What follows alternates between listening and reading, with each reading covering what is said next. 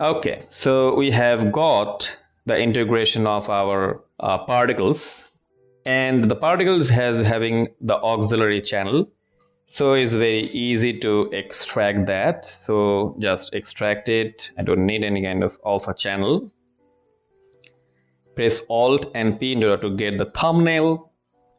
Press A and B, and now it's a very good thing I'm going to show you. That now if I put it right here and make it multiply, you can see some problem is there. You can see we have some faded problem. So always keep in mind that this is V-Ray. I have rendered that thing in V-Ray, and V-Ray dart is like AO kind of thing. So if you have AO, ambient occlusion, and it has to be multiplied, because shadow is always multiplied. But whenever you are going to use this multiply operator, what will happen? Now you can see that this, if I select it, press A key, you can see there is no alpha channel. So whenever you are using this multiply, you have to use this one. If I click here, you can see we have our alpha intact. And if our alpha is intact, everything is intact. Simple. So now you can see that we have this thing.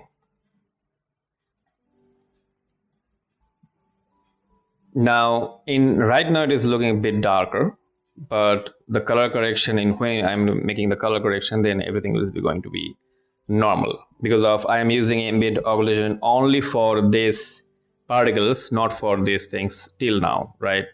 So when I'll be using this whole ambient occlusion, then everything is going to be in sync, in sequence, right?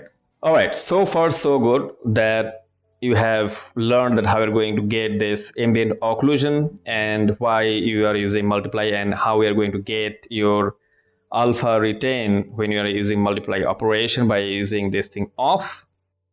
And here how we are going to get rid of this kind of holdout thing very easily by using these stencils. This is a small recap I have given you, and always keep in mind that you have to have a very nice flow chart kind of thing. This is called like Nuke tree, script kind of thing. So you need to make a tree kind of thing, right? So in the next lecture, I'm going to show you that how we're going to get ambient occlusion and how we're going to get this background fix.